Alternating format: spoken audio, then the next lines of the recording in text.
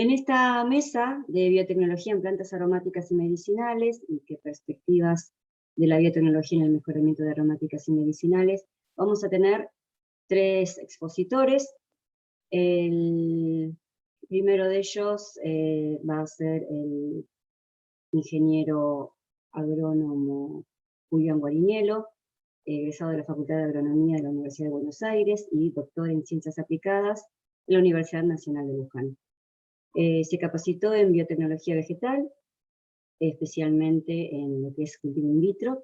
Asistió y colaboró en la organización de congresos, participó en varios proyectos de investigación y en publicación de libros y artículos científicos.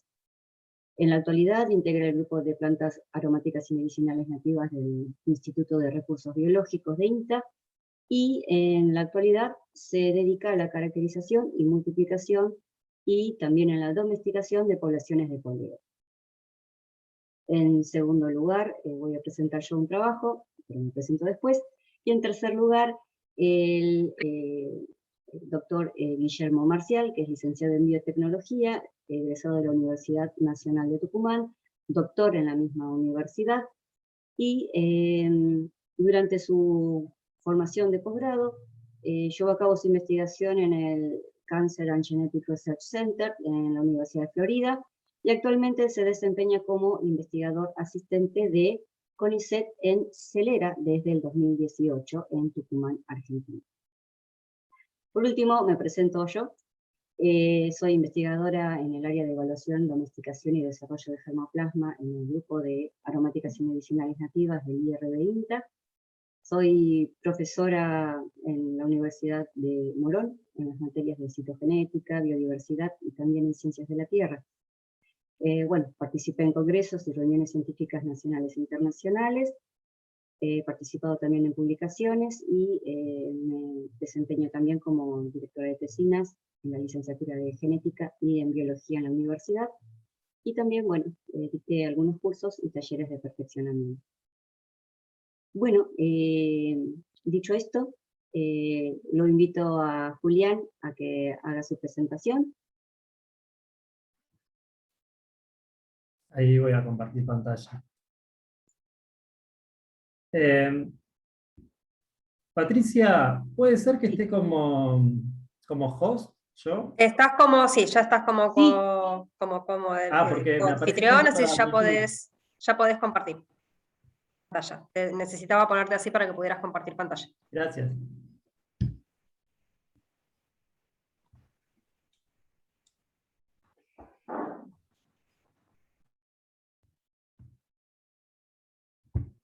¿Ahí se ve?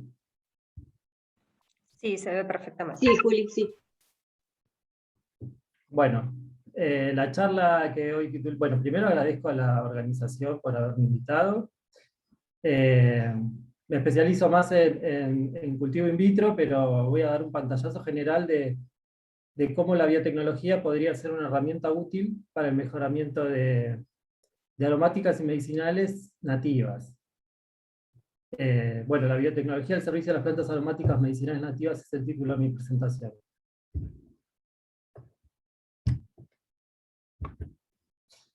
Primero y principal es empezar hablando de qué son las plantas aromáticas y medicinales. A esta altura todos lo sabemos. Las plantas aromáticas, las plantas poseen ciertos componentes que le pueden conferir aroma o fragancia, eso denominamos plantas aromáticas, que van a tener utilidades tanto en la perfumería como en la industria de las bebidas y los alimentos. Y hay otras especies que pueden tener productos con actividad terapéutica, y hoy en día ya hablamos un poco más allá y hablamos de actividad biológica, por su actividad antimicrobial, antibacteriana, incluso repelencia, insecticidas, etc. Tenemos una gran diversidad de productos, específicamente hablando nosotros de nativas, en el mercado.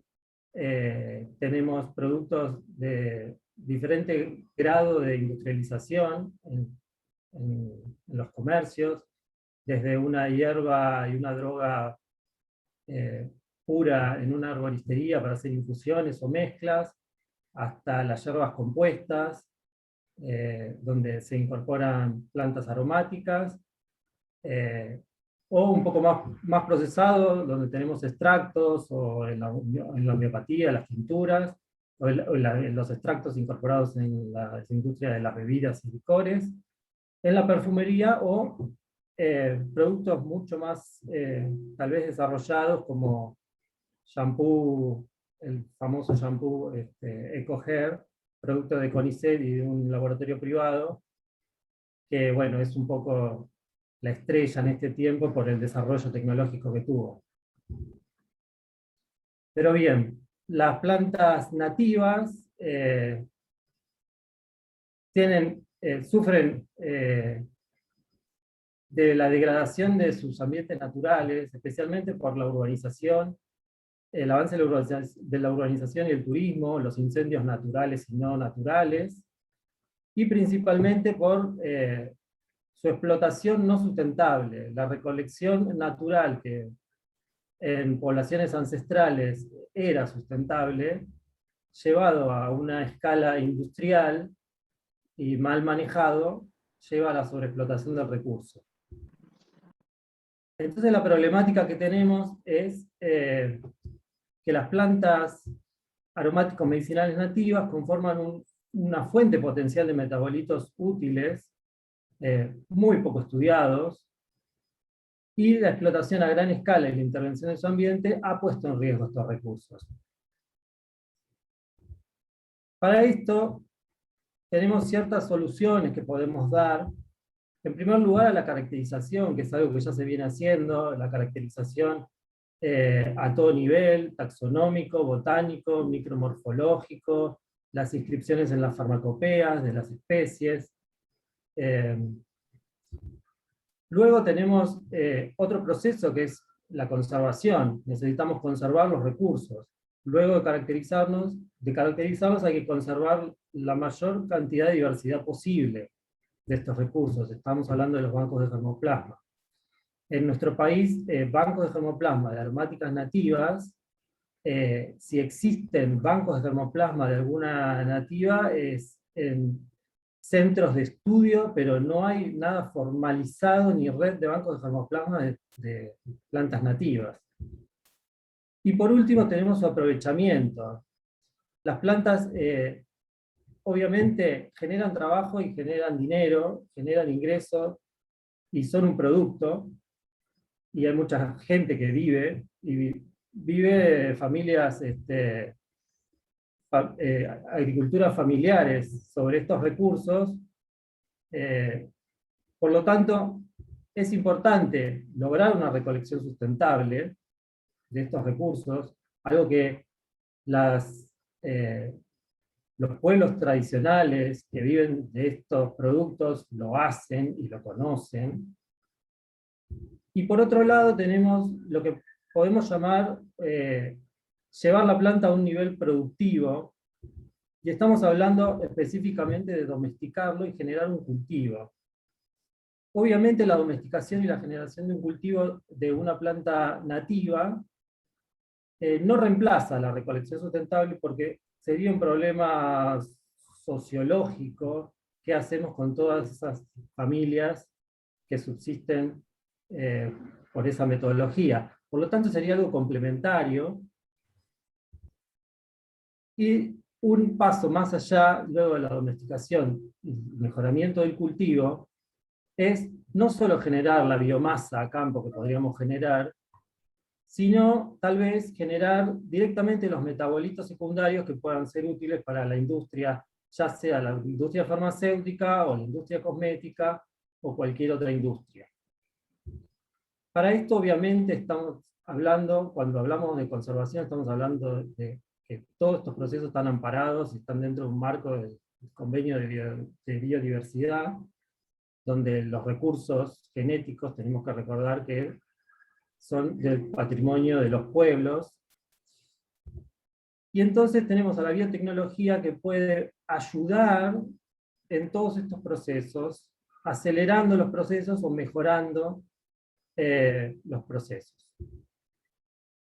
Cuando hablamos de metabolitos secundarios, tenemos que recordar que en la planta existen metabolitos primarios, que son los estructurales, metabolitos secundarios, que son, mejor dicho, los que interaccionan con el ambiente, ya sea generando atrayentes para la polinización o repelencia ante insectos.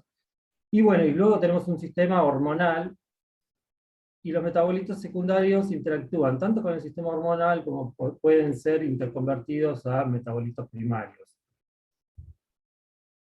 En el mundo existen muchos metabolitos secundarios conocidos y de nivel económico importante, como la morfina, la artemisina, bueno, existen flavonoides, antraquinonas, saponinas, los grupos son extensos. Entonces, ya yendo a lo que es la biotecnología, tenemos que definir a la biotecnología como toda aplicación que utilice sistemas biológicos y de organismos vivos o sus derivados. Esa es una aclaración muy buena que se incorporó al concepto, para la creación o modificación de productos o procesos para usos específicos. En esta presentación, más que nada, vamos a hablar de dos herramientas que tienen mucha utilización y muchos beneficios, que son los marcadores moleculares y las técnicas de cultivo de tejidos. Los marcadores moleculares, cuando hablamos de marcadores moleculares, desde la genética, desde los comienzos de la genética y del mejoramiento, siempre se buscaron marcadores que indicaran, que sean caracteres visibles, detectables y transferibles por herencia, y que pudieran ser ligados con características genéticas o características productivas o de rendimiento. Así existieron marcadores morfológicos, que eran muy variables porque variaban mucho con el fenotipo y con el ambiente. Luego existieron marcadores bioquímicos, como las isoenzimas, pero eran eran pocas como para poder ligar y para poder describir y caracterizar genotipos. Con el avance de la metodología de la biología molecular y la ingeniería genética, especialmente con el acceso a las enzimas de restricción y luego el desarrollo de las PCR, se generaron los marcadores moleculares. Entonces, los marcadores moleculares, cuando hablamos de marcadores moleculares, hablamos de segmentos de ADN que tienen una ubicación específica en un cromosoma y que presentan un polimorfismo, una variabilidad experimental detectable en individuos de una población segregante y que poseen una herencia mendeliana. Es como que estamos hablando de un marcador ideal, o un marcador que puede ser totalmente versátil y que soluciona los inconvenientes que tenían los otros marcadores. En este caso, la secuencia y la región que incluye el marcador puede ser codificante, puede ser un gen de interés, o no puede ser codificante, pero puede estar ligado o no a un gen de interés. Esto es especialmente en lo que se denomina mejoramiento asistido por marcadores, estamos hablando en este sentido. También los marcadores virtualmente, por lo largo que es el genoma y la cantidad de bases que tiene el genoma, los marcadores puede decirse que tienen un número ilimitado, y esa es su gran utilidad. Acá no nos vamos a meter mucho en el tema de describir cuál es cada marcador y cómo se forma, pero bueno, existen estos polimorfismos de la secuencia de ADN, pueden ser detectados a través de técnicas de restricción, con estas enzimas de restricción y luego hibridaciones de sonda, que van a determinar que si existieron en los genomas de los genotipos, en los genotipos diferentes, existieron inserciones o deleciones, se generen bandas de diferente tamaño, que luego a través de una corrida electroforética se van a poder separar y distinguir, o también existe la técnica de la PCR, que es una amplificación de una región determinada del genoma que se replica, y también existen diferentes, por inserciones y por deleciones, pueden existir diferentes tamaños de, de estas amplificaciones, que también se van a separar en corridas electroforéticas y van a dar patrones diferentes de bandas según los pesos moleculares de cada banda. Por último, existe la secuenciación, que es el avance más promisorio a la fecha, donde ya podemos tener marcadores que son únicamente, como los SNPs, que son únicamente un nucleótido de diferencia. Y a eso llamamos, a eso nos referíamos cuando decíamos que el número de marcadores puede ser ilimitado. Un único nucleótido de diferencia entre un genotipo y otro puede ser un marcador. Los marcadores presentan muchísimas diferencias entre diferentes características, y esas características van a hacer que un marcador tenga un uso, su uso sea más específico para determinado uso. Existen características, nos podemos fijar en las características de la reproducibilidad. Hay algunos marcadores que son más reproducibles que otros, algunos marcadores que son más costosos que otros, pueden ser dominantes o codominantes, el nivel de polimorfismo que se puede observar, algunos son más polimórficos que otros, o requieren mayor o menor cantidad de ADN, o requieren que se conozca la secuencia de ADN y que se produzca el marcador a partir de una secuencia conocida o no. Existen muchas características que van a determinar luego el uso. Entre los usos y aplicaciones, es lo más importante de la charla, tiene múltiples usos los marcadores moleculares, específicamente que sean usados para establecer relaciones filogenéticas entre individuos y entre especies.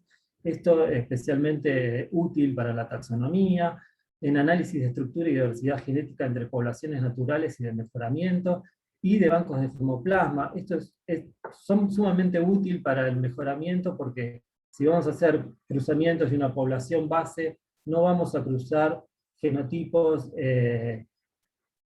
totalmente similares, sino al contrario, mientras más diferentes y mayor cantidad de alelos, mejor.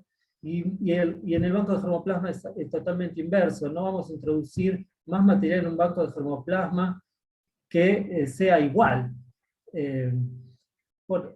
Otro de los usos que tenemos es la obtención de huellas genéticas, el fingerprinting, que esto es muy útil y cada vez con mayor utilidad en lo que es la inscripción de variedades, incluso en registros de INASE, no solo en descriptores morfológicos, ahora también se usan descriptores moleculares. Y luego tenemos también usos como el mapeo de características de herencia cualitativa, la construcción de mapas genéticos, el aislamiento, la clonación y la secuenciación de determinados genes, la selección asistida por marcadores moleculares, es algo que nombramos recién, y por último la transferencia de genes. Los marcadores nos sirven para identificar genes y para desarrollar metodologías como la transgénesis, entre otras metodologías. Como ejemplo, cito solo algunos ejemplos. Este es un trabajo donde se realizó un estudio filogenético con marcadores moleculares, utilizando marcadores de ARN nuclear ribosomal, y lo que se puede distinguir es que, por ejemplo, hay especies que estaban incluidas en determinados subgéneros y asociados botánicamente y por taxonomía, y que luego por marcadores moleculares se genera un reordenamiento y tiene mayor similaridad genética.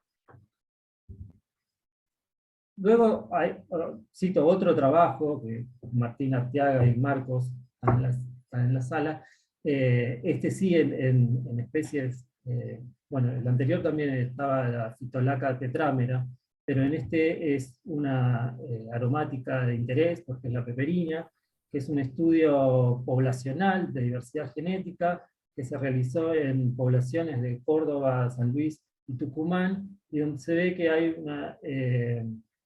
cómo la cercanía geográfica entre las poblaciones tienen mayor cercanía genética que las poblaciones más alejadas, como es la de Tucumán, que es la que está más abajo y se separa más en los árboles de dendrogramas. Estos árboles se generan por algoritmos y por programas estadísticos a partir de matrices binarias que se generan por la presencia y ausencia de bandas al correr un número determinado de marcadores genéticos en ADN de cada población.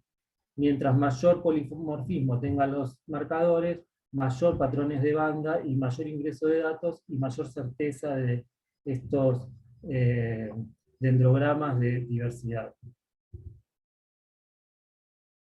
Luego pasamos a la técnica del cultivo de tejidos, que es una de las técnicas más utilizadas y tal vez una de las más viejas. El cultivo de tejidos es un poco derivado de la hidroponía, utiliza más o menos la misma base.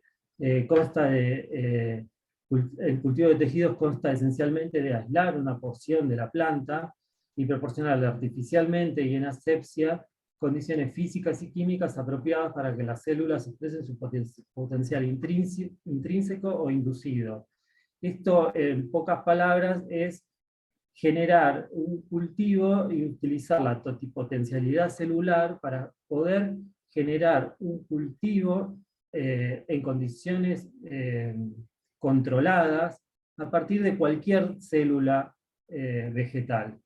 Y también lo que posibilita es justamente no solo generar y clonar una planta a partir de un meristema programado, donde solo se da un crecimiento del tejido, sino que por diferentes combinaciones hormonales se puede dirigir el desarrollo y el proceso morfogénico y desprogramar y reprogramar una célula para que origine un tejido diferente. Juli, Sí. 3 minutitos. No. Sí. Bueno, no, un montón. La multiplicación, tenemos multiplicación, la conservación, generación de variabilidad, sanidad y producción de metabolitos secundarios.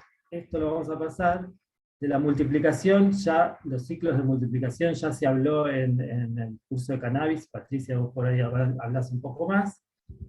Las ventajas también es acelerar las tasas de crecimiento y de multiplicación cuando no se puede multiplicar un material por semilla o tiene dificultades por multiplicación vegetativa. Este es otro trabajo de Peperina donde se hace embriogénesis somática a partir de hojas. Este es un trabajo de Larrea y Baricata, donde también a partir de hojas se producen, por un proceso de organogénesis, se producen plantas clones in vitro.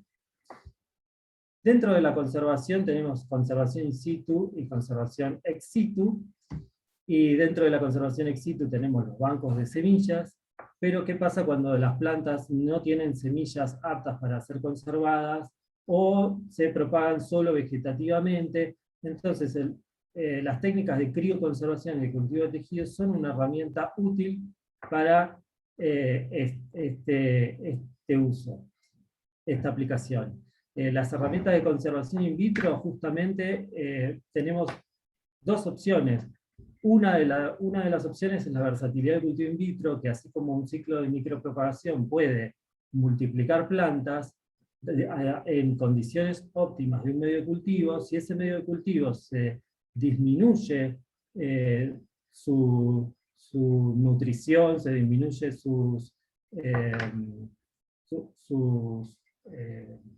características ambientales, se disminuye la calidad de luz, la temperatura, este crecimiento puede ser totalmente retrasado a un nivel casi basal, y eso lo que genera es que tengamos una conservación por largo tiempo. Por otro lado, también tenemos la crioconservación, que estos tejidos, estas células, por determinadas técnicas diferentes, pueden ser conservadas deteniendo totalmente el crecimiento. Esto permite que la conservación sea a largo plazo, que tenga de bajo costo de mantenimiento, fácil manipulación de las muestras, y especialmente no depende de un suministro eléctrico si las muestras son crioconservadas en nitrógeno líquido. Este es otro estudio de crioconservación de células. También tenemos que por cultivo in vitro podemos generar semillas sintéticas. Esto es generar a partir de un callo y cultivos celulares, generar embrioides, que son estructuras bipolares, similares a los embriones gaméticos.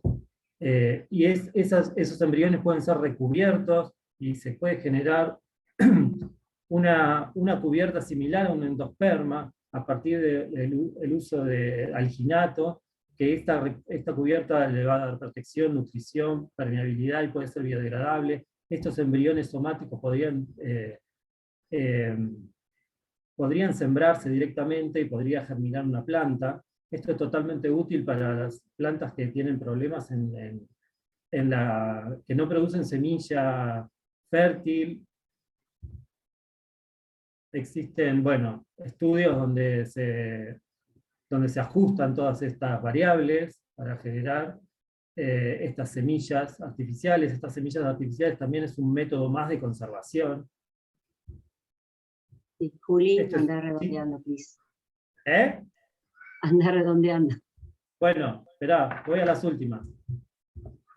Como método de generación de variabilidad tenemos la variación somaclonal, que dentro del cultivo de tejidos hay determinados tejidos, hormonas que pueden generar variación en genética, y dentro del cultivo de tejidos podemos no sacar un clon, sino sacar una variante. Esa variante puede ser útil y que muchas veces puede generar mayor producción de aceites esenciales, o puede generar alguna otra característica de interés. Estas características de interés se pueden detectar por marcadores moleculares. Todas estas herramientas son totalmente integrables.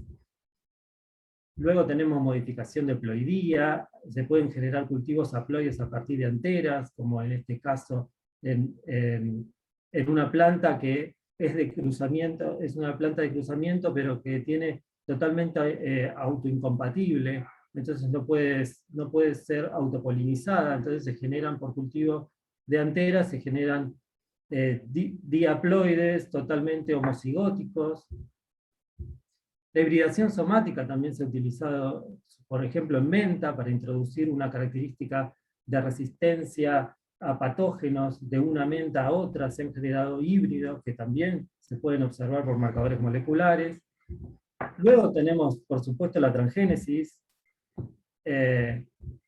y vamos a la producción de metabolitos secundarios, que es lo que más nos importa, que es donde se pueden generar tanto cultivos celulares y escalar cultivos celulares para la producción de metabolitos secundarios, donde se puede también generar y no solo optimizar un medio de cultivo, sino que se le pueden agregar elicitores para que expresen mucho más esa producción de metabolitos secundarios. Muchas veces elicitores que tienen que ver con la cadena con la respuesta oxidativa, y eso va a generar una respuesta de mayor producción de metabolitos.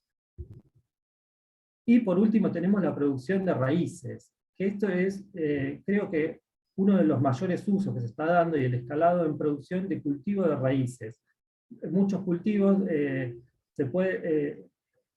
a través del cultivo de raíces se puede producir biomasa, y de esa biomasa extraer los metabolitos secundarios. Se puede producir cultivos de raíces a partir de raíces adventicias, o se pueden generar cultivos de raíces a partir de raíces transformadas. Las raíces transformadas en laboratorio no pasa por desregulación de transgénicos, porque no se incorpora un gen transgénico desarrollado por el hombre, sino que es solo la maquinaria de una bacteria libre Existen muchísimos trabajos de cultivo de raíces y de cultivo de raíces transformadas para producción de metabolitos secundarios en muchas no nativas. Bueno, y por último tenemos la nanotecnología, que también va a ayudar a la producción al formulado de compuestos y mejorar, evitar la degradación o mejorar la disponibilidad de determinados compuestos y metabolitos secundarios en la formulación de productos en la farmacéutica o en la cosmética. Y esto lo vamos a pasar y lo vamos a las conclusiones. Bueno, las conclusiones es que la biotecnología puede colaborar en forma directa o indirecta, tanto en la caracterización y conservación de las plantas aromáticas medicinales nativas, como en acelerar los procesos de domesticación, mejoramiento y producción necesarios para su aprovechamiento sustentable. Y que la adopción de tales herramientas va a depender de la relación costo-beneficio o de otros incentivos como políticas públicas o vinculaciones público-privadas. Y por supuesto que el descubrimiento de nuevos metabolitos secundarios y o usos potenciales de interés económico va a incentivar la aplicación de estas técnicas. Muchas gracias. Muchas gracias, Julián, muy buen resumen, muy claro todo. Perdón por el tiempo. Está bien, no hay problema. Bueno, vamos a dejar las preguntas para lo último, así podemos realizar las exposiciones y luego nos tranquilizamos y contestamos todas las preguntas que surgen. Bueno, según el cronograma, me toca a mí. Voy a intentar compartir pantalla. Me dicen si la ven. Ahí se está viendo tu presentación. Perfecto. Ahí. Te voy a... Muy bien. Bueno, yo les voy a presentar una charla con respecto a lo que es la biotecnología y el estudio de especies nativas que son poco conocidas en nuestro territorio. Muchas veces, cuando nos referimos a las especies aromáticas y medicinales, las asociamos por ahí con alguna infusión para el dolor de estómago o alguna afección de esas. Y por ahí no estamos muy al tanto de la problemática en la cual están inmersas. Podemos ver que, bueno, tenemos estas especies, cedrón, poleo, incayuyo, peperina de las lomas, marcela, y que a uno le suenan, pero que no está muy al tanto de la situación por la cual pasan. Estas especies, o muchas de ellas, pasan por ciertas problemáticas, como por ejemplo la disminución poblacional debido a la sobreexplotación y al deterioro ambiental. A la sobreexplotación porque, bueno, hay ciertas prácticas de recolección que últimamente no son demasiado sustentables, y con respecto al deterioro ambiental, hay que tener en cuenta que hay un aumento en la fragmentación del hábitat, hay un aumento en el avance inmobiliario, un aumento en la frontera agrícola-ganadera, y todo eso hace que las poblaciones se vean un poco, digamos, afectadas. También otra problemática es el poco conocimiento que nosotros tenemos con respecto a su fisiología, su biología, y que hacen que no las podamos aprovechar correctamente. Otra problemática es que hay pocos estudios con respecto a la actividad biológica de sus aceites esenciales o de sus extractos, y otra problemática es que muchas de ellas no están domesticadas, con lo cual no podemos ofrecerle al productor que las cultive cuando todavía no tenemos o no sabemos cuál es su ciclo agronómico o cómo se las puede cosechar o cómo se las puede aprovechar de una mejor manera. El ejemplo que les voy a presentar como modelo es Dioma multiflora, también llamada peperina de las lomas, mastuerzo, tomillito, dependiendo de la provincia en la que nos encontremos. Es una especie bastante pequeña, de aproximadamente unos 25 centímetros de altura, de muchos tallos, muchas hojas y flores de color entre azul y violeta. Es bastante vistosa en floración, tiene raíces leñosas, tiene un crecimiento muy lento, es xerófita, es perenne, es bastante aromática, tiene tallos y hojas en donde tiene los pelos glandulares que contienen los aceites esenciales tan preciados. Según la bibliografía, la describen como una especie alógama, pero bueno, en los estudios que estuvimos realizando últimamente, podemos decir que es una especie autógama. ¿Por qué? Porque presenta pleistogamia, en el cual la flor no se abre y se produce la autofecundación dentro de esa flor. Y se producen las semillas, con lo cual se autofecunda, ¿no? O sea, en nuestro país se ha descrito en muchas provincias, todas las que están acá en la lista, en varios reportes científicos, pero en la actualidad, una investigación que se realizó este año, se la puede observar o pudimos registrar su presencia solamente en el sur de Buenos Aires, en La Pampa, Córdoba, San Luis, y estamos por verificar Entre Ríos. Dentro de los usos como planta aromática, es una especie que se utiliza mucho en las industrias yerbateras, especialmente en las hierbas compuestas para saborizarlas, también en la producción de bebidas amargas o amargos, y también en aperitivos. Con respecto a su aplicación en medicina popular, es muy utilizada en infusión para la gastritis, aliviar úlceras, hemorroides, y también se utiliza en aromaterapia y fitoterapia. Con respecto al rendimiento de aceite esencial en esta especie, puede variar dependiendo de la época del año en que se realiza la cosecha. Los componentes químicos que se encuentran en mayor concentración en esta especie son pulegona, mentona e isomentona. Con respecto a los extractos acuosos, pudo determinarse la presencia de fenoles y flavonoides, como ácido ascórbico y ácido cafeico. El objetivo general de este ensayo fue ajustar un protocolo de poliploidización de explantos y semillas para la generación de individuos con características de interés. Bueno, ¿qué decimos? Característica de interés. Bueno, ¿qué puede ser de interés? Justamente la producción de mayor cantidad de aceite esencial, por ejemplo. Es sabido por la bibliografía científica que los individuos poliploidizados tienen órganos más grandes, con lo cual nosotros apuntamos a que haya órganos o glándulas que contienen estos aceites que contengan mayor cantidad. Entonces, la idea es generar individuos que contengan mayor tamaño en las glándulas que contienen estos aceites. Bueno, ¿por qué quiero conseguir aceites? Porque los aceites esenciales actualmente son muy utilizados como bioinsecticidas, como antifúngicos, son muy utilizados en la industria de la cosmética, también se los utiliza como aromatizantes y también en la preparación de licores. Y en otras industrias, por supuesto.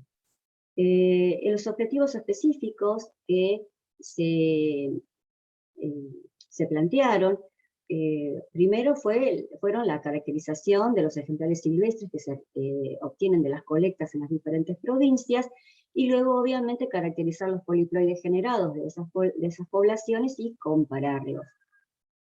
Para eso se hace una caracterización citogenética y luego una determinación por citometría de flujo de los genotipos obtenidos.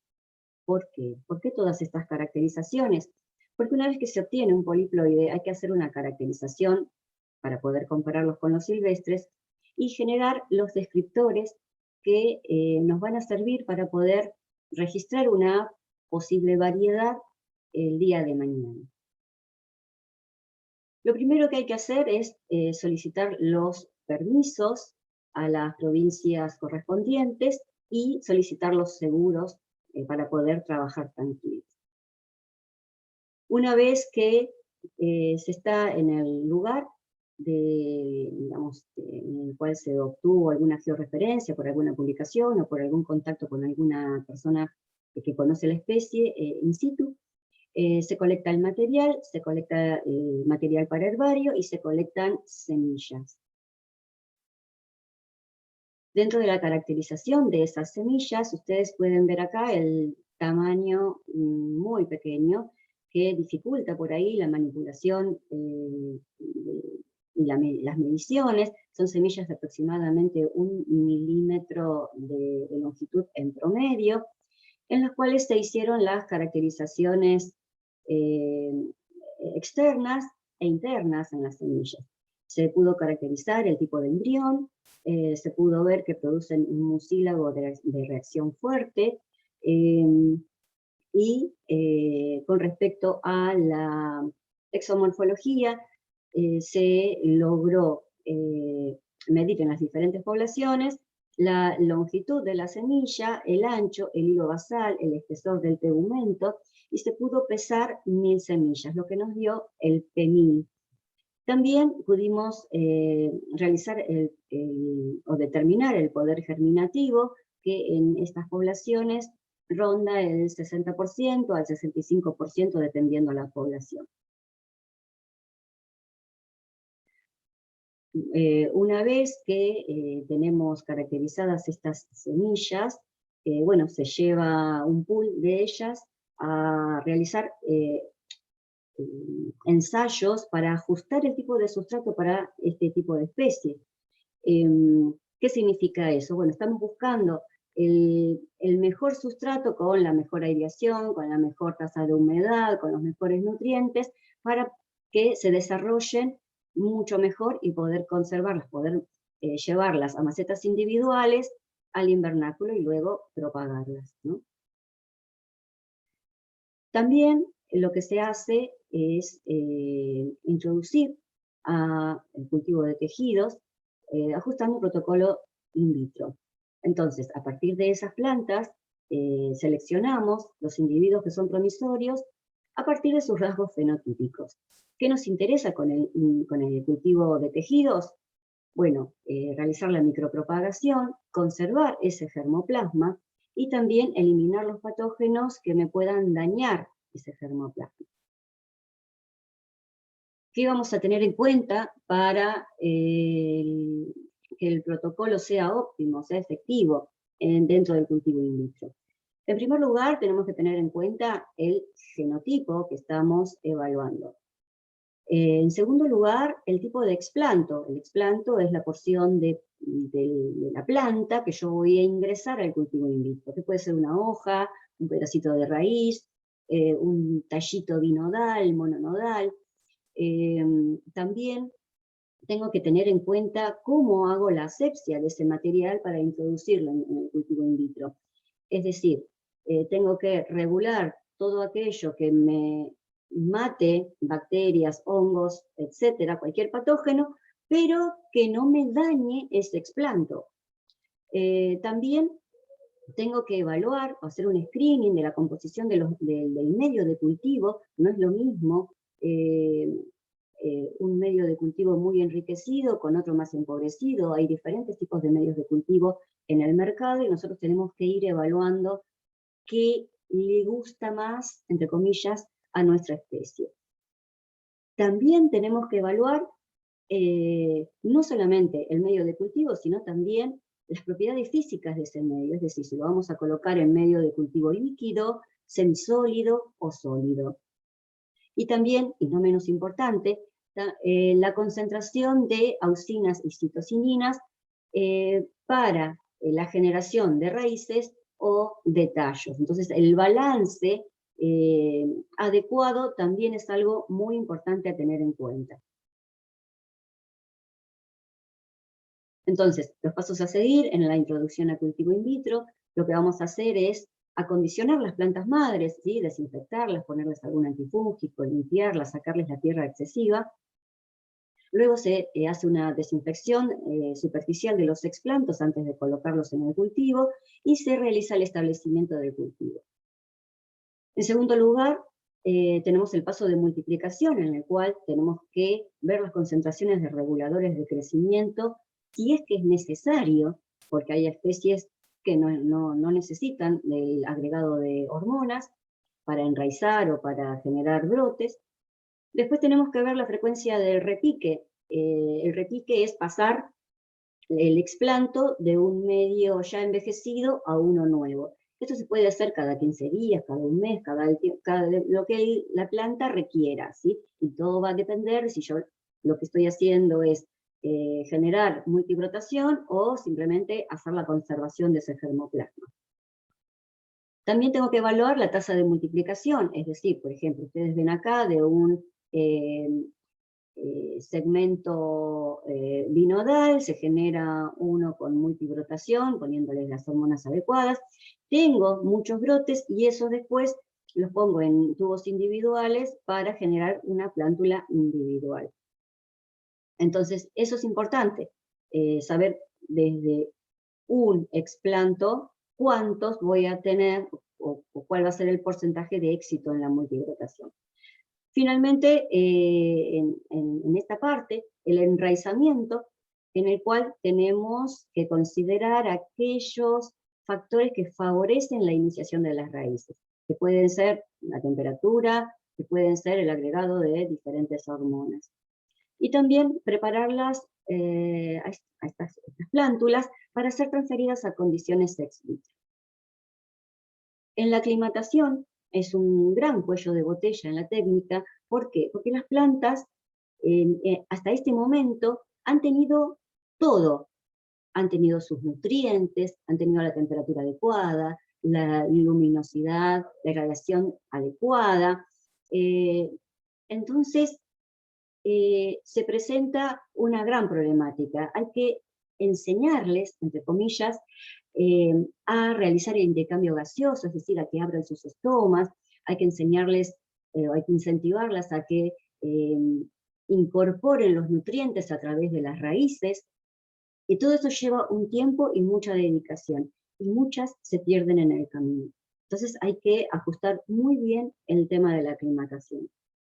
Y luego, una vez que estas plantas están totalmente aclimatadas, se las puede transferir al campo o al invernáculo.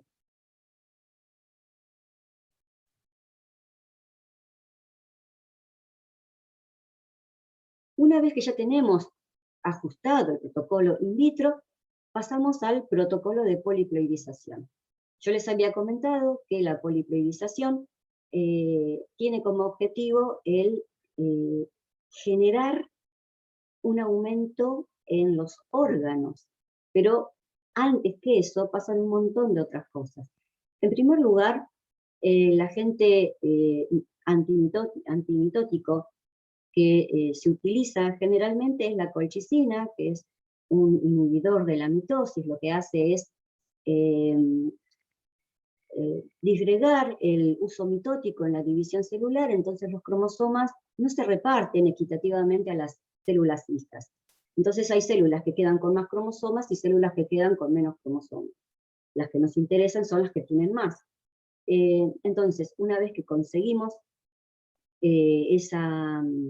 sometemos esas plántulas a la colchicina, las que sobreviven se pasan a tubos individuales, luego se concluye todo lo que es el protocolo hasta la aclimatación, se dejan desarrollar y podemos evaluar posteriormente,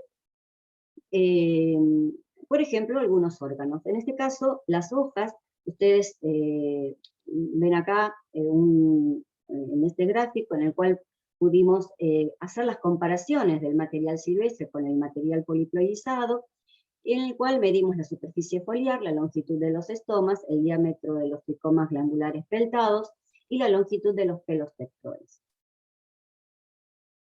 La poliploidización también se ensayó en semillas, en las cuales también se sometió un pool de semillas a la colchicina, y se pudo observar que las plantas presentaron un retardo muy importante en la germinación y posterior crecimiento, y también hay evidentes problemas en el desarrollo radicular.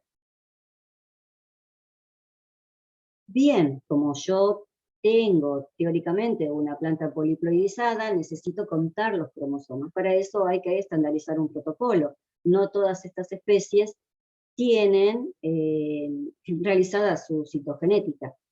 Entonces, una vez que se estandariza este protocolo, se realiza el cariotipo de los poliploides regenerados.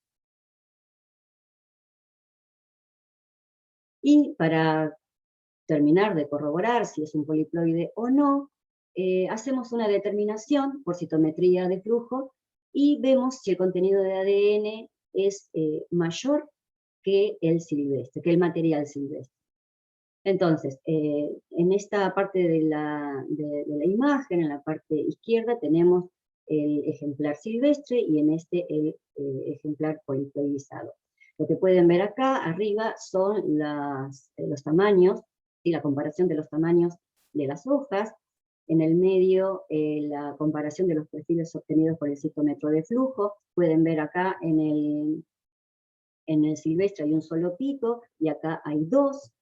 Y en esta parte de la foto, la comparación de los estomas, ¿sí?, en el silvestre y en el poliploide, ¿sí? En esta foto obviamente están sacadas al mismo aumento, lo que pasa que acá en la barrita dice 50 micrómetros y no se ve muy bien. También para corroborar que dentro de lo que es el desarrollo in vitro, se esté formando correctamente el tejido, hicimos cortes histológicos en los cuales pudimos comprobar que, a pesar del agregado de hormonas, el meristema rodeado de la túnica y los primordios foliares se forman correctamente.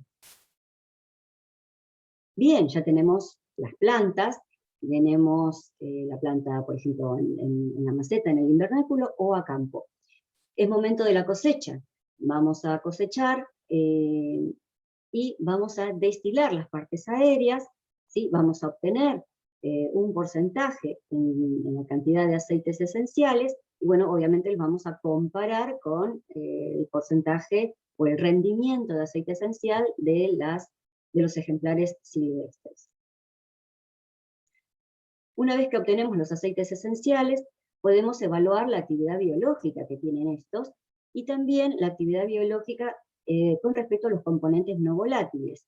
Esta actividad biológica se evaluó con bacterias y con hongos, ¿sí? Y en esta parte de la diapositiva lo que pueden ver es una comparación en estas placas de Petri con la técnica de Kirby-Bauer modificada, en la que bueno, tenemos el ensayo con aceites esenciales, con maceración alcohólica y con la infusión, en la que obviamente se miden los salos de inhibición y bueno, se saca la estadística de la efectividad. Bien, tenemos un poliploide, varios, en los cuales ya sabemos que tenemos una mayor cantidad de aceite, por ejemplo, pero también podemos contar con ese material para evaluarlo con otras cosas. Por ejemplo, podemos evaluar si ese material resiste las diferencias de temperaturas, podemos evaluar si es más resistente a determinados patógenos o a determinados herbívoros, y también con respecto a las concentraciones de salinidad y de humedad que haya en el suelo. Bien, en el ratito que nos queda, entre ensayo y ensayo, hicimos otras caracterizaciones. Por ejemplo, hicimos mediciones de las flores, de los frutos, de las hojas. También hicimos mediciones en los diferentes estadios de desarrollo del grano de polen. También medimos de las diferentes poblaciones, los estomas, los tricomas, y también hicimos en el campo experimental del IRD de INTA Castelar, ensayos a campo para ver cuál es el mejor manejo agronómico de la especie. En este caso, hasta ahora se ha hecho solamente en poblaciones silvestres, así que, bueno, para poder obtener, digamos, un resultado con que comparar los poliploides después. Bueno, eso es todo. Estas son algunas de las características que se sugieren para poder caracterizar las poblaciones nativas. No es que sean todas, pero bueno, son las que hasta el momento pudimos proponer. Algunas ya están realizadas, terminadas y con resultados, y otras están en vías de desarrollo. No significa que sean las únicas, debe haber un montón más, pero bueno, esto es lo que se sugiere como mínimo para la caracterización de especies que no se conocen hasta el momento, ¿sí? Especies nativas que se pueden aprovechar muchísimo y que es necesario estudiarlas con mayor profundidad. Bueno, eso es todo por el momento. Muchas gracias.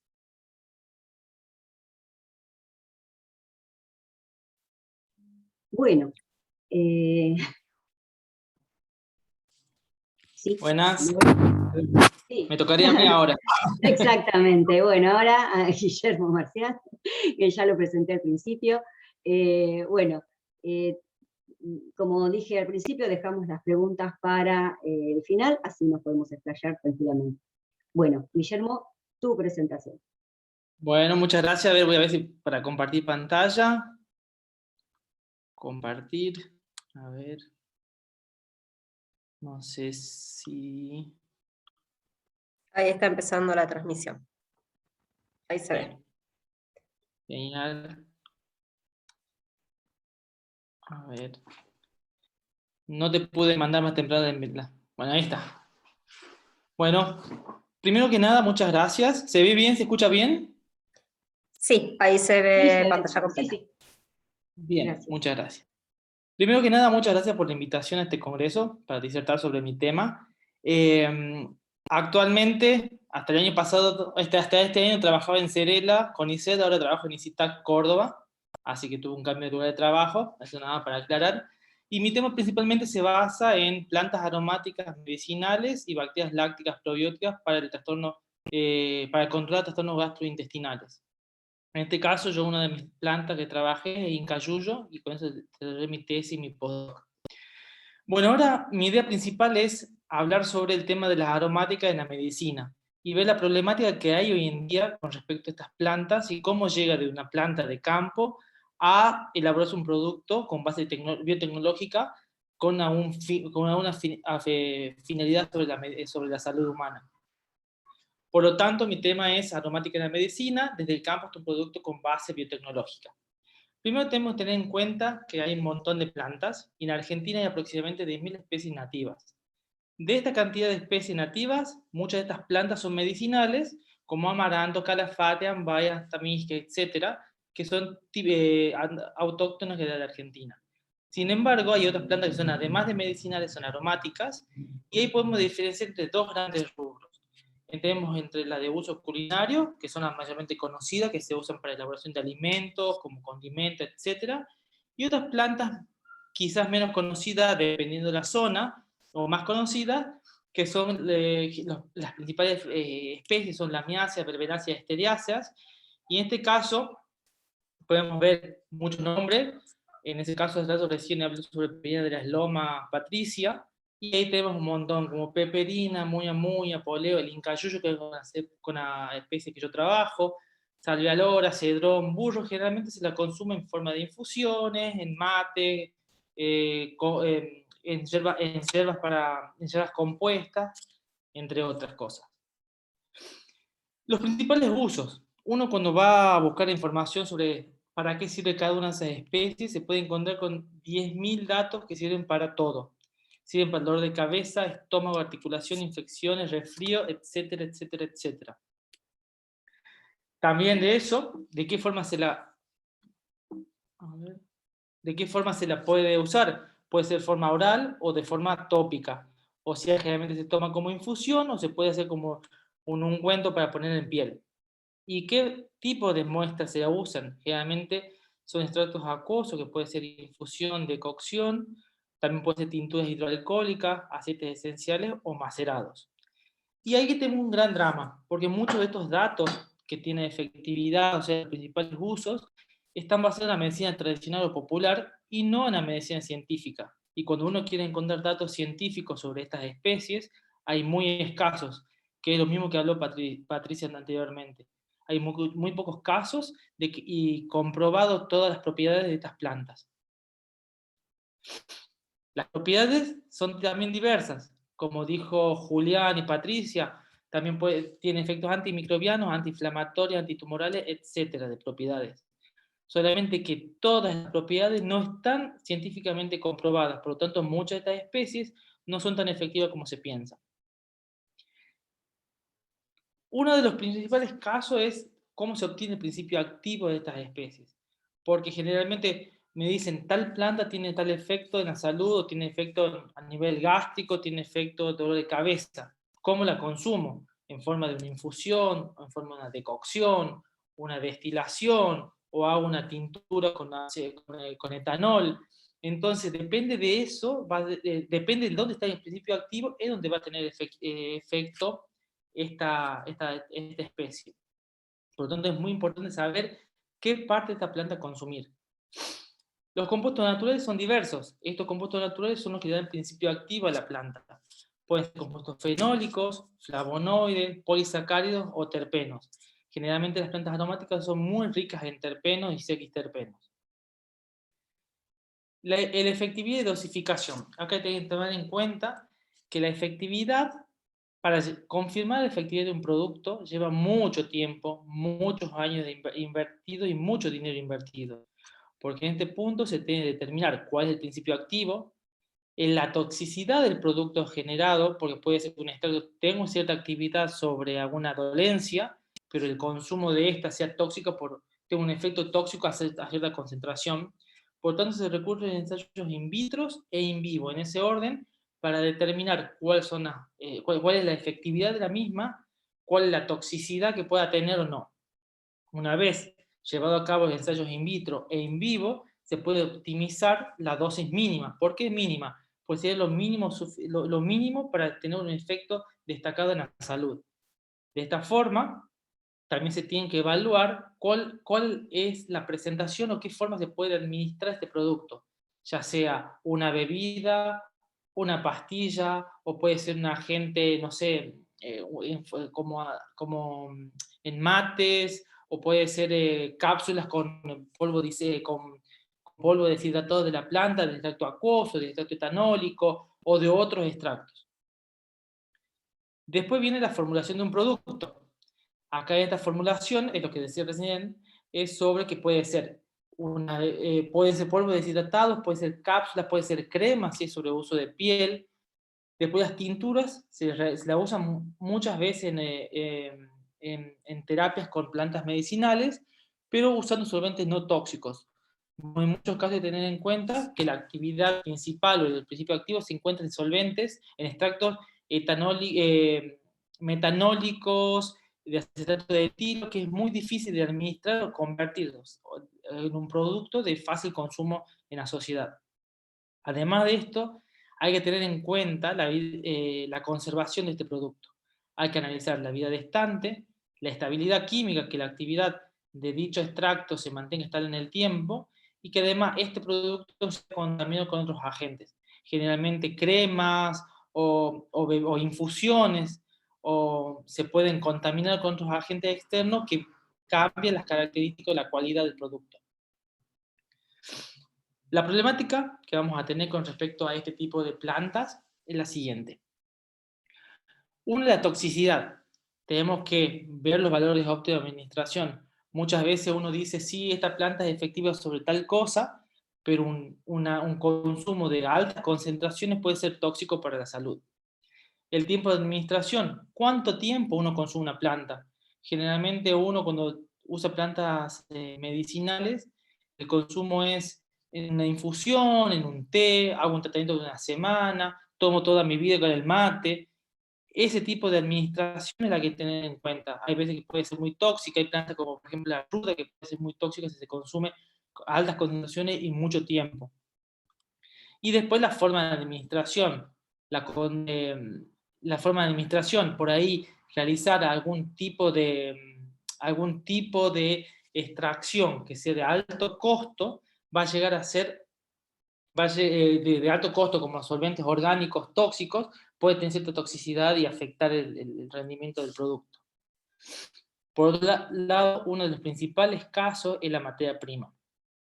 Hay muchas veces que la cantidad de material vegetal para el desarrollo de un producto a base cantidad de material vegetal para el desarrollo de un producto es muy escaso.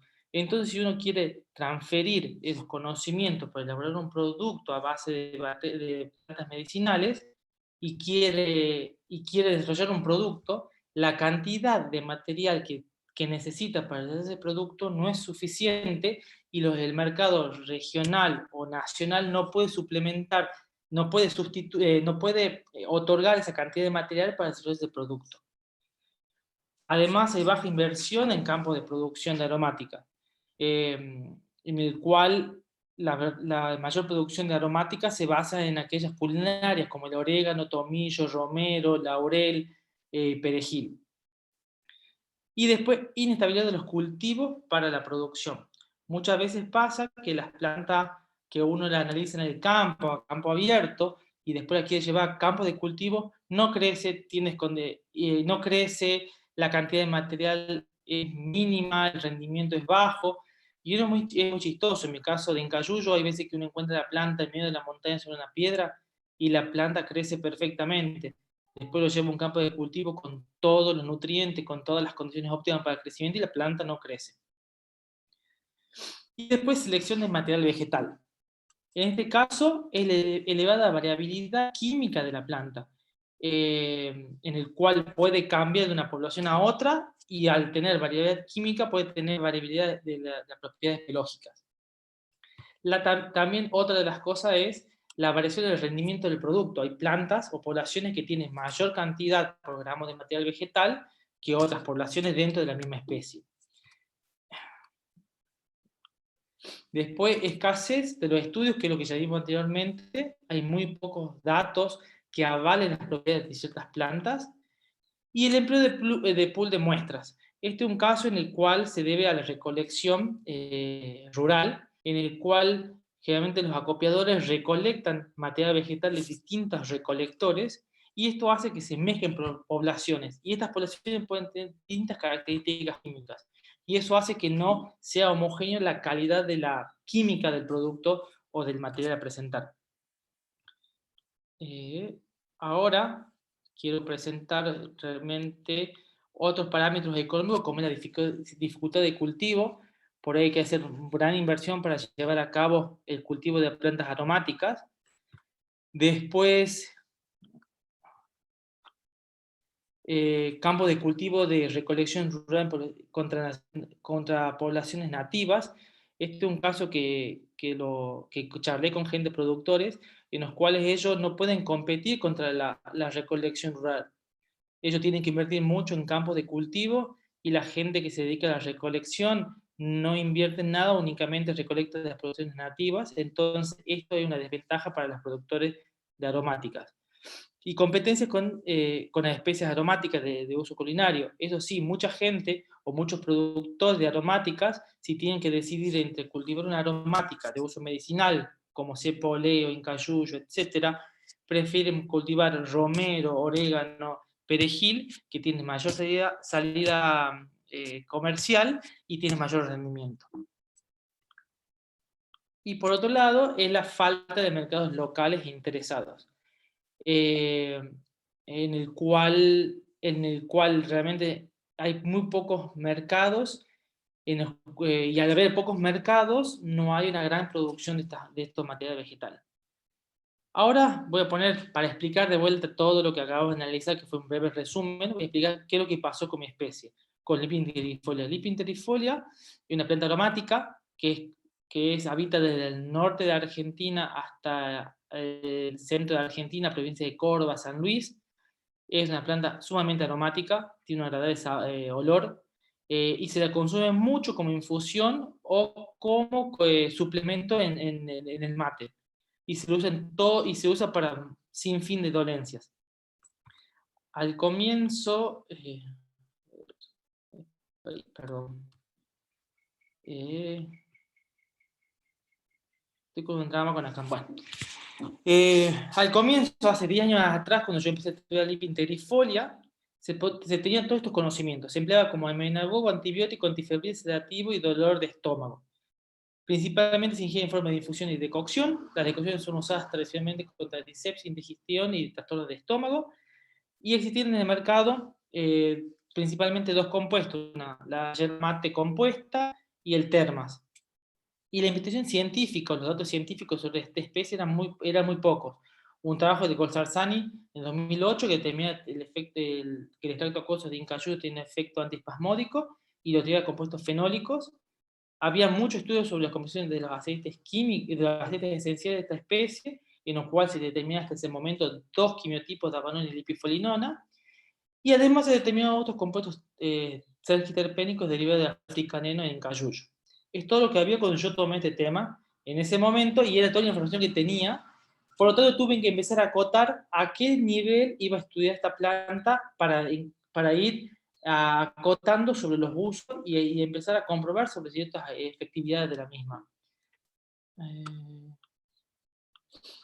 El principal uso que yo decidí es contra todos los gastrointestinales. Entonces me enfoqué en estudiar esta planta contra ese trastorno. Las propiedades que quería evaluar eran antigastritis, antiinflamatoria y antioxidante. Después me centré en qué tipo de producto quería obtener, dónde esté el principio activo. Evalué las infusiones, evalué decocciones, extracto hidroalcohólico y destilaciones de aceites esenciales. Los compuestos naturales, como dijimos, generalmente son compuestos fenólicos y flavonoides. En esta especie, después de estudios complejos, determiné que esta especie por primera vez está compuesta por flavonoides glicosidados, actiócidos y verbascócidos. Encontré también que posee polisacáridos, que es un adavino-galactano, y los terpenos, encontré que esta planta tiene lipidulcin y otros equiterpenos. Entre esos equiterpenos, evalué muchas poblaciones en el norte de Argentina y centro de Argentina, en total 31 poblaciones, y encontré que hay una gran variación química de estos aceites esenciales, en los cuales caractericé 4 quimiotipos en el norte y centro de Argentina. Y son químicamente muy diferentes. Tenemos quimiotipos ricos en davanona, casi un 90% de davanona, y aceites esenciales ricos en lipifolienona y un 90%. Ahora son mezclas, y hay un quimiotipo de San Juan que es casi un 90% de nerolidol. Por lo tanto, tenemos que la variabilidad química de esta especie es elevada en sus compuestos químicos de aceites esenciales. Después vino la parte más compleja, que es determinar la efectividad y cómo se podría dosificar, y que aún seguimos trabajando en el tema. Vimos que los efectos acuosos tienen efectos antiinflamatorios a nivel de mucosa. En este caso fue en un modelo de gastritis ocasionada por Helicobacter pylori. Se vio que el suministro de infusiones acuosas, infusiones de incayuyo, poseen un efecto antiinflamatorio regulando la respuesta inmune en el nivel de mucosa gástrica, elevada actividad antioxidante. Se vio que los aceites esenciales tienen elevada toxicidad, pero los extractos acuosos tienen baja toxicidad. Incluso no demostraron las actividades antimicrobianas, y se estudió, todos estos estudios se llevaron a cabo sobre células gástricas y células patógenas del estómago. Ahora estamos puestos en ensayos en vivo, en los cuales queremos evaluar estos mismos efectos en ratones de laboratorio, en los cuales se tiene que inducir una gastritis por Helicobacter. Y además estamos en trabajo con 2 colaboradoras que también expusieron en este congreso, que es la doctora Paula Brunetti de Córdoba y María Inés Mercado de Tucumán. Estamos viendo la variabilidad y estabilidad de la población en Tucumán, y estamos viendo de qué forma llevar a campo de cultivo esta especie con su mayor rendimiento. Y también estamos viendo cuál de las poblaciones tiene mejor rendimiento en extractos. De esa forma sería mucho más conveniente para elaborar un producto. Y la formación de un producto.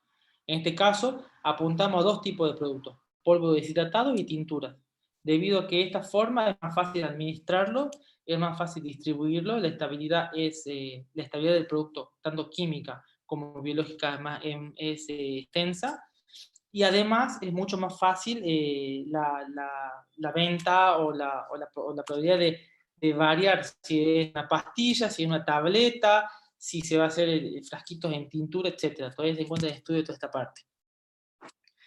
¿Cuáles son las problemáticas que tuve con esta planta?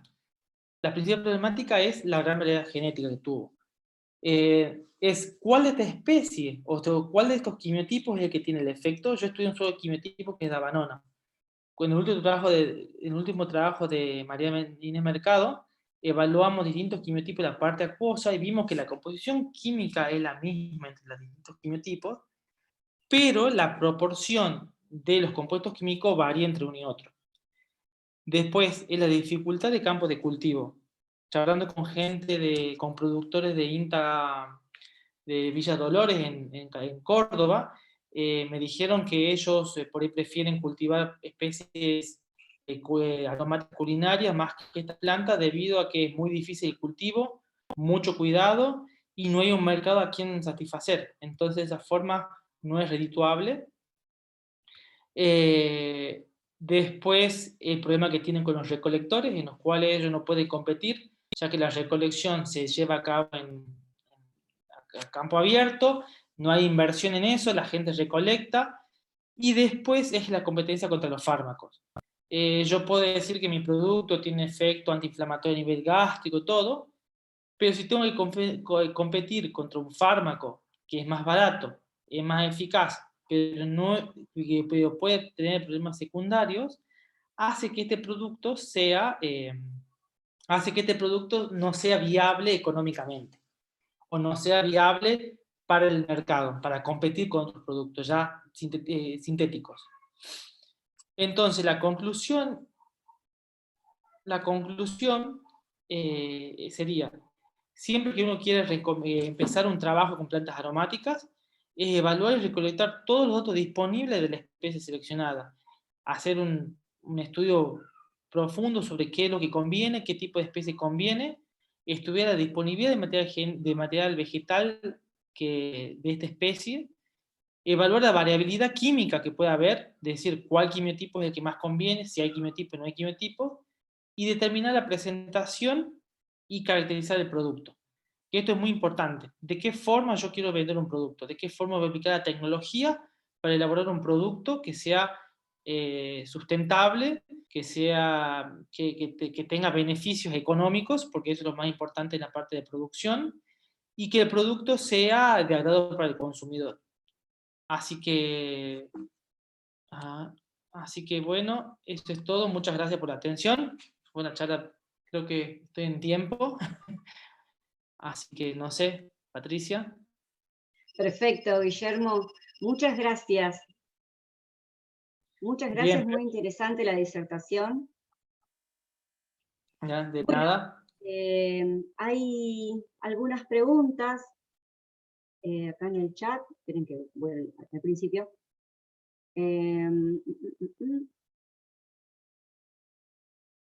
Bueno, obviamente felicitan a Julián, a Guille, por las exposiciones. Después... ¿Querés que te las lea yo? Sí, estoy como perdida acá leyendo. Sí, mira, hay una favor. para Julián, que dice: quisiera saber cuál es el panorama en general de la obtención de variedades cultivadas en plantas aromáticas, medicinales, y vuelve a repetir, y aromáticas, volvió a repetir.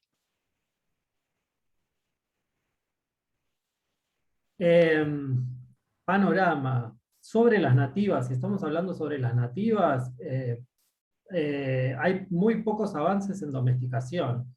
El cedrón es que es la que más se cultiva, pero no tanto en Argentina, sino más en Paraguay. Y después hay avances en domesticación. Bueno, el ejemplo que está dando Paula con el incayuyo es uno de los ejemplos.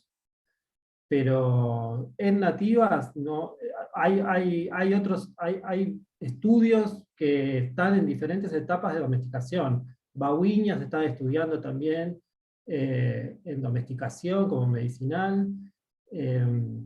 Y hay plantas en el sur, Paramela está bastante avanzado también, pero no hay ninguna planta variedad cultivada. Bueno, claro, y peperina, Marta Ojeda, sí, me estaba olvidando. Que tiene una variedad registrada y todo, y tiene muy, muy avanzado. Sí, tenés razón. Gracias, Martín. Pues hay otra pregunta para vos, Patricia, que dice, ¿qué porcentaje de fertilidad poseen los poliploides? Bueno, esa es la pregunta del millón. En realidad, los poliploides estamos evaluándolos todavía y son muy chiquitos, aún no han florecido, o sea, todavía no tienen el tamaño, no tienen la maduración. Así que eso todavía no lo podemos contestar. Sí avanzamos, por supuesto, en la caracterización del material silvestre para después poder comparar el material nuevo, ¿no? Pero todavía no tenemos semillas. Sí tuvimos un poliploide que estaba muy lindo, muy grande, muy espectacular, pero nunca floreció, por ejemplo. Después de años de trabajo, tenés una planta muy espectacular, pero que nunca maduró sexualmente. ¿Sí? O sea que también nos podemos encontrar con esas situaciones, ¿no? Así que por el momento no tenemos semilla. Bien, hay una consulta para Guillermo. Dice, quisiera saber qué opinión te merece el consumo de microdosis de calanchoe, ¿puede ser? No, sí, no escuché de eso. La verdad que sí tiene para dar más información al respecto, pero no escuché sobre microdosis de calanchoe. Como te digo, por ahí muchas plantas, hay mucho uso de las plantas, que las plantas se pueden usar para todo, y hay veces que no es así. No todas las plantas están avaladas para usar en todos los casos. Y tampoco el consumo excesivo de plantas. Por ahí el tema es ese, que hay que tener mucho cuidado con eso, de que no todas las plantas tienen todos sus efectos, lo que uno cree. Y como decía Patricia anteriormente, hay muy pocos datos científicos comprobados sobre el efecto de cada planta. Entonces ahí es donde está. A mí me pasó cuando yo empecé a hacer con cayuyo hace muchos años ya, incluso servía para todo. Servía repelente, servía dolor de estómago, panza, todo servía. Y después cuando empezás a ahondar más te das cuenta. Encima uno piensa que es el aceite esencial porque es una planta aromática, y después termina siendo que el aceite esencial no es tóxico si vos consumís a ciertas dosis, y la parte real es la parte acuosa, o sea que no es la parte aromática. Y después, y también muchas veces pasa cuando trabajas con la parte de fitomedicina, fitoquímica, mucha gente se estudia en extractos distintos, extracto hexánico, acetato de etilo, clorofórmico, y en sí vos cuando no consumís esa parte, y si haces un extracto acuoso, que es la forma general de consumo, no tenés el extracto, o no tenés tu compuesto químico, el compuesto químico eficaz ahí, tenés directamente el extracto de metanólico, que vos no lo estás consumiendo, el extracto clorofórmico. Entonces por ahí hay que tener cierto cuidado sobre el tema del consumo de vegetales o de plantas medicinales. Y también lo que hace también pie de lo que charlé es sobre el tema de los mercados y la producción. Yo cómo llegué a contactar a Patricia porque estaba interesado sobre los productores de Incayuyo, y por eso la contacté hace 2 años atrás. y mi consulta era esa, porque yo llegué a desarrollar todo el estudio de la planta, y cuando llegó un momento de desarrollar un producto, dije, bueno, acá está el producto, podemos hacer algo parecido, y cuando quise buscar la materia prima no hay. Entonces empecé a buscar productores regionales, y no, en sí hay mucho trabajo de in vitro, que se llega a la planta curada, a la planta libre de germen, al mejor, pero no se estudió cuál es el quimiotipo que conviene, a nivel de campo por ahí no es prosperable, el mercado es muy bajo, entonces la gente no produce, entonces ahí queda toda la investigación truncada, que hasta uno no produzca la materia prima necesaria. Encima, cuando uno hace un trabajo de mercado y dice, bueno, si quiero llevar mi planta a un producto, hace los números y necesitas 300 kilos de planta, material seco por mes. Y decir, ¿de dónde saco esa cantidad? Entonces, esos son los dramas que queda apuntar en esta charla. Bien. Hay otra pregunta para vos que dice si, si ya sabes si se está formulando, digamos, en nativas, fórmulas en cápsulas o tinturas de venta habitual. En cápsulas, no. Acá en Argentina no escuché de alguno que produzca cápsulas ya directamente y que sea comprobado científicamente. Y en tinturas hay un montón. Uno va a hacer herboristería y de todo tipo de tinturas. Ahora, ¿qué concentración tiene? Si está estandarizado, si está regulado, si está aprobado. Es nulo su conocimiento. Entonces, en ventas hay. Si uno entra, pone tintura de plantas medicinales en Google, va a aparecer un montón de información, pero en sí, esté comprobado científicamente que es así como funciona, no hay. Me pasó muchas veces que dije, bueno, una planta me sirve para dolor de cabeza, y entraba a buscar y no hay ningún dato. Por ejemplo, hay un caso, una planta conocida que es el poleo, el Lipia turbinata, que se usa para todo, es muy útil, y no hay muy pocos casos de uso de esta planta, hay muy pocos datos científicos de esta planta. Más bien está en morfología, en composición química, pero biológicamente hay muy pocos. Y así hay un montón. En antioxidantes hay muchas plantas con antioxidantes, pero conocido las propiedades biológicas o el mecanismo de acción es mínimo. Así que... Bien, no tenemos más consultas, sí, bueno, muchos agradecimientos. Ignacio Palmuero, que recomendaba que se vea el catálogo de variedades de INTA en la página de INTA. Martín Arteaga hablaba, creo que de la pregunta anterior que estaba hablando Julián, la gente de Ojeda en Peperina, mencionaba como un ejemplo. Bueno, y después los demás son agradecimientos por las charlas y por la participación. Bueno, muchísimas gracias a los disertantes, a Julián, a Guillermo, y al público en general por estar presentes, por apoyarnos en esto. Y bueno, cualquier cosa que tengan alguna otra duda, nos pueden escribir a nuestros correos. Así que estamos abiertos a responder cualquier consulta. Bueno, muchas gracias a los tres. Estamos cerrando esta mesa. Quienes quieren seguir participando pueden participar de las otras salas con que va a haber más mesas. Nosotros volvemos a retomar a esta mesa recién a las 5:30 de la tarde. Estamos retomando en esta mesa ya con una actividad final. Así que le agradecemos a todos por la participación y los esperamos. Gracias. Gracias. Gracias. Gracias.